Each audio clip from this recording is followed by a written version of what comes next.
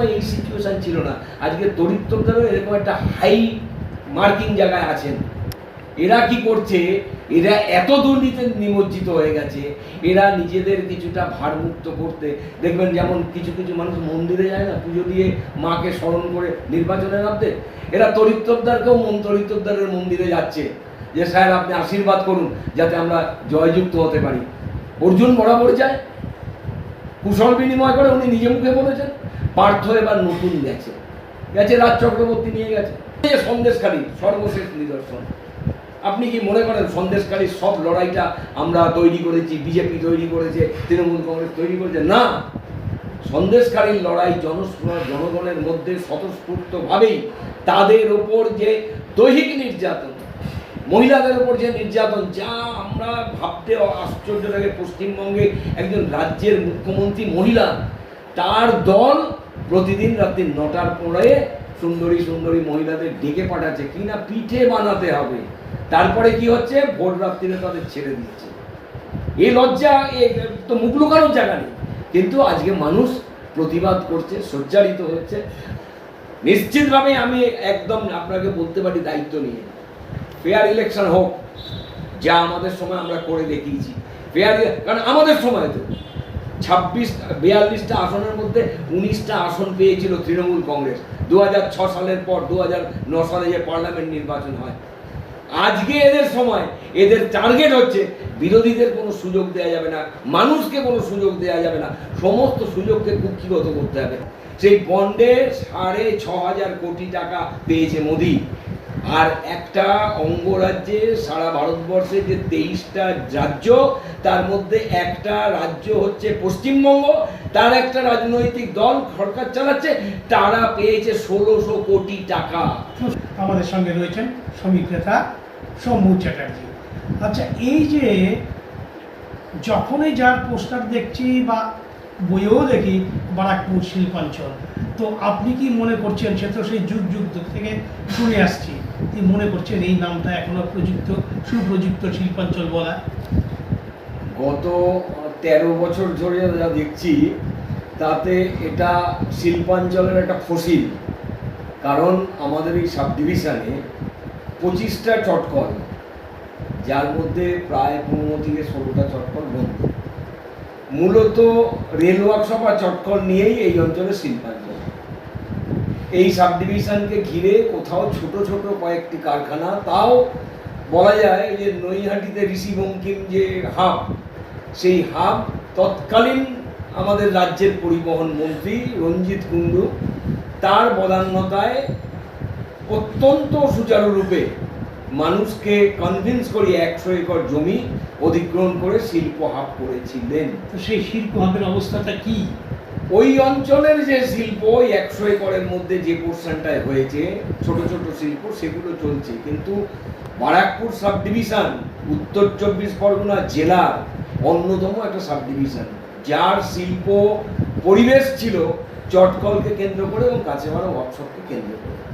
তো সেটা তো নেই তো আমি তো আপনাকে বলছি 25টা চটকলের মধ্যে, আমি কি বললাম আপনাকে শুরুতেই, চটকলের একটা ফসিল অর্থাৎ কঙ্কালসার দেহ পড়ে রয়েছে। এখন আর বারাকপুরকে শিল্পাঞ্চল বলে বলার কোনো সুযোগ আছে বলে আমি মনে করি না। এবং এটা শুরুই হয়েছে গত 13 বছর ধরে। আমাদের সময় 25টা চটকলই চলতো, মানুষ কাজ করতো। হুকুমচাঁদ জুট মিলে প্রায় 20,000 শ্রমিক কর্মচারী কাজ করতো, সারা ভারতবর্ষের সর্ববৃহৎ চটকল। দেখুন, ফ্যাক্টরি যদি না থাকে, তা যদি বন্ধ হয়ে যায়, তাহলে এই যে সর্বধর্মের মিলন ক্ষেত্র অর্থাৎ মিনি ভারতবর্ষ, যেখানে খ্রিস্টান, বৌদ্ধ, জৈন, মুসলমান, হিন্দু সকলে মিলে, হিন্দিভাষী ভাই বোনেরা, তারা সারা দেশের বিভিন্ন প্রান্ত থেকে আমাদের এখানে আসতো কাজের জন্য। আজকে সেই ফ্যাক্টরি যদি বন্ধ থাকে, তাহলে অনেকে এখানে বিভিন্ন রকম আজকে অসংগঠিত পেশার সাথে যুক্ত হয়ে পড়েছেন। চটকল শ্রমিক, চটকল বন্ধ, কি করবে? কেউ রিক্সা চালাচ্ছে, কেউ টোটো চালাচ্ছে, কেউ অটো চালাচ্ছে ভাগে নিয়ে, কেউ বাসের মজদুরি করছে। বাস শিল্পও বন্ধ হয়ে গেছে। আগে কাঁচাপাড়া থেকে বারাকপুর 80টা বাস চলত, এখন 20 থেকে 22টা বাস চলে। সর্বক্ষেত্রে শিল্পের অভ্যন্তরে বন্ধাত্ম জারি হয়ে গেছে আমাদের রাজ্যে। আপনি তো সবই এগুলো মানে কি বলবো নাস্তার্থক নেগেটিভ কথাবার্তা বলছেন যে ঠিক আছে 13 বছরে, কিন্তু বামপন্থী বলে যদি আপনি নিজের পরিচয় জাহির করতে চান তাহলে লাগাতার এই যে বিষয়টি তার জন্য বামপন্থী আন্দোলনটি গড়ে উঠেছে বলে আপনি মনে করেন? দেখুন, প্রশ্ন হচ্ছে চোখ দিয়ে দেখার দায়িত্বটা আপনার, আর ময়দানে নেমে কাজ করার দায়িত্বটা আমাদের। আমরা 13-11 সালে হারার পর থেকে এমন একটা দিন আপনি সারা পশ্চিমবঙ্গে কোথাও খুঁজে পাবেন না যেদিন বামপন্থীরা বা তার শ্রমিক সংগঠন, তার ছাত্র যুব, তার কৃষক সভা, তারা কেউ 1 সেকেন্ডের জন্য বসে আছে বা অবসর বিনোদনে সময় কাটাচ্ছে।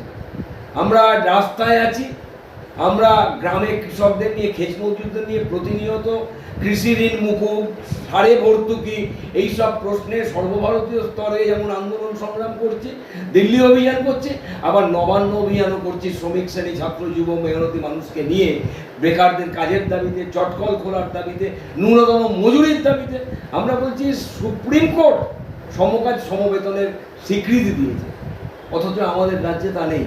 কিন্তু আমাদেরই এখানে বামপন্থীরা যে আদর্শে বিশ্বাসী, সেই সিপিআইএমের একটি সরকার চলছে কেরলে, তারা ইতিহাস তৈরি করেছে।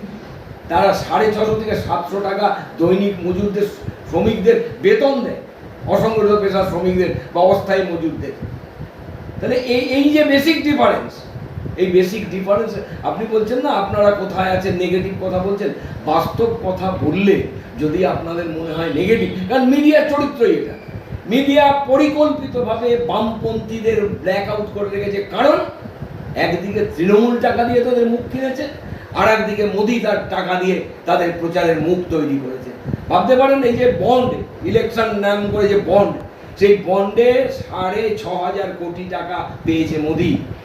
আর একটা অঙ্গরাজ্যে সারা ভারতবর্ষে যে 23টা রাজ্য, তার মধ্যে একটা রাজ্য হচ্ছে পশ্চিমবঙ্গ, তার একটা রাজনৈতিক দল সরকার চালাচ্ছে, তারা পেয়েছে 1600 কোটি টাকা। বিষয়টা হচ্ছে, দেখুন, শূন্যটা আক্ষরিক অর্থে আমাকে মেনে নিতেই হবে, কারণ আমরা পশ্চিমবঙ্গে বিধানসভায় কোনো আসন পাইনি, ঠিক। কিন্তু 2020 সালে সারা পৃথিবীতে যে ডিজাস্টার এলো, কোভিড, সেই কোভিডে দাঁড়িয়ে আপনারা অস্বীকার করতে পারবেন কাদের রাস্তায় দেখেছিলেন? রাস্তায় দেখেছিলেন বামপন্থীদের।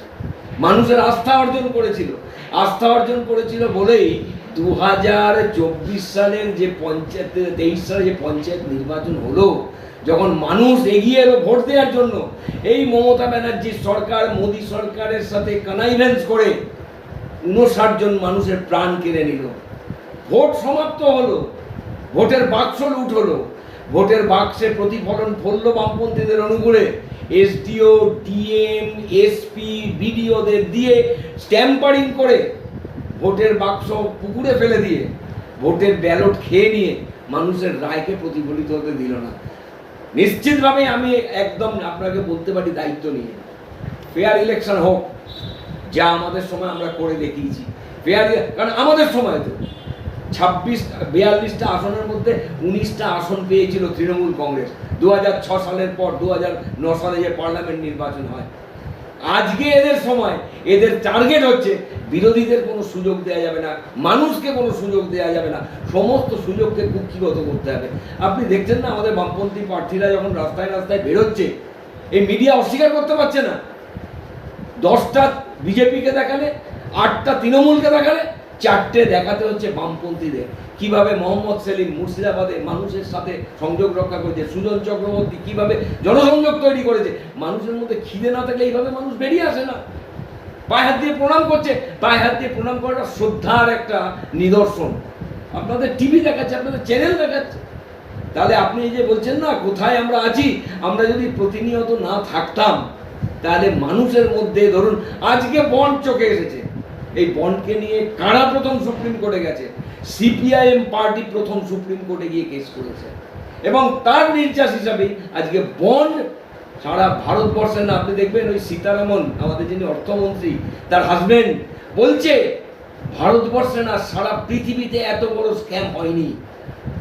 আমি নিশ্চিতভাবে আপনাদের বলতে পারি, সারা ভারতবর্ষের রাজনীতিতে এর একটা বিরূপ প্রতিক্রিয়া প্রতিফলন করতে বাধ্য। এমনকি আমাদের দেখুন, আমাদের দলের অভ্যন্তরে কালো চুল সাদা চুলের কোনো বিভেদ নেই।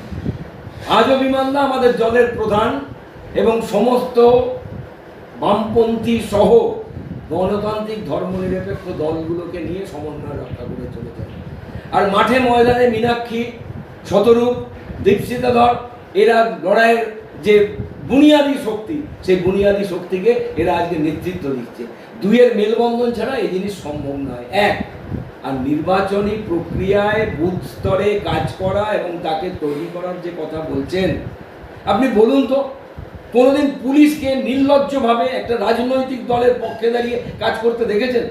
এই আমি যে অঞ্চলে বসবাস করি, 2015 সালে আমি এই অঞ্চলে পৌরসভার প্রতিনিধিত্ব করেছি। আমি আপনাকে লিখে দিতে পারি, এই অঞ্চলে যদি নিরপেক্ষ ভোট হয়, আমি যদি নির্বাচনে প্রতিদ্বন্দ্বিতা করি সিপিআইএমের প্রতীকে, আমার মানে জিত কেউ অস্বীকার করতে পারে। কিন্তু কি হলো, সকাল 6টা থেকে যখন বুথে ঢুকলাম, 7টা থেকে ভোট শুরু হলো।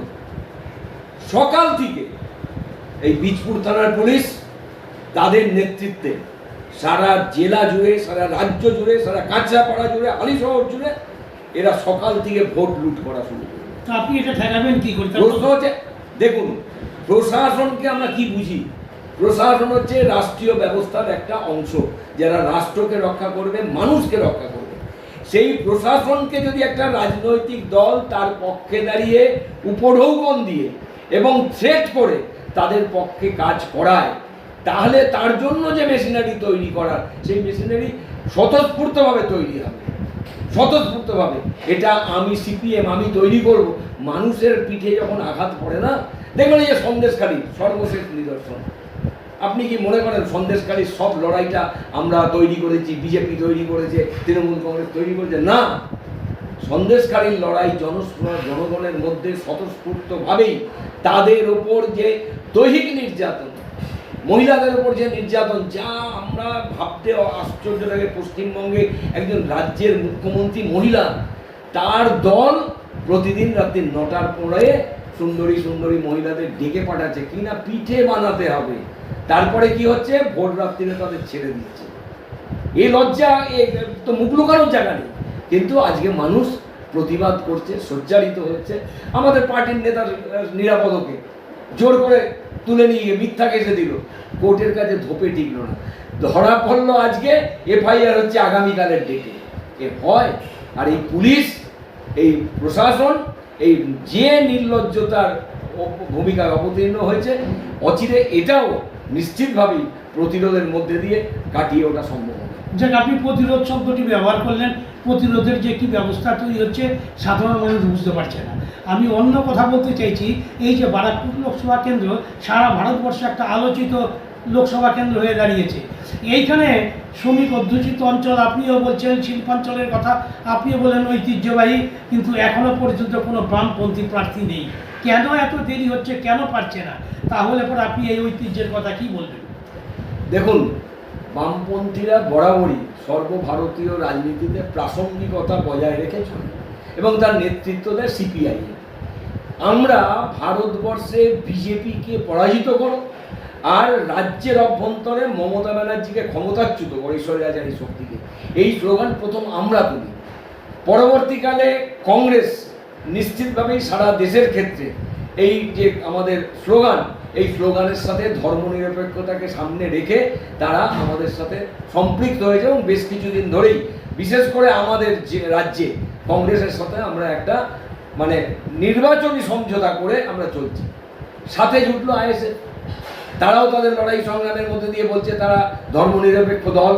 তারা তাদের যে ম্যানিফেস্টো, তাদের যে সংগঠনের সংবিধান রচনা করেছে, তাতেও তারা প্রথম কথাটা লিখেছে তারা সেকুলার ফোর্স। আমরা যেহেতু পথিকৃৎ এই লড়াইয়ের, আমাদের অনেক ঠান্ডা মাথায় সময় ধরে মানুষ যাতে বিভ্রান্ত না হয়, আমাদের এই কাজে পদচারণা করতে হবে। নিশ্চিতভাবে কোনো জায়গায় যাতে বিজেপি বিরোধী ভোট, তৃণমূল বিরোধী ভোট ভাগ না হয়, আমাদের সেদিকে নজর রাখতে হয়েছে। সেক্ষেত্রে শরিকদের সাথে আলোচনা হচ্ছে, ফেজ ওয়াইজ নমিনেশন যাদের দেওয়া হবে তাদের নাম ঘোষণা হচ্ছে।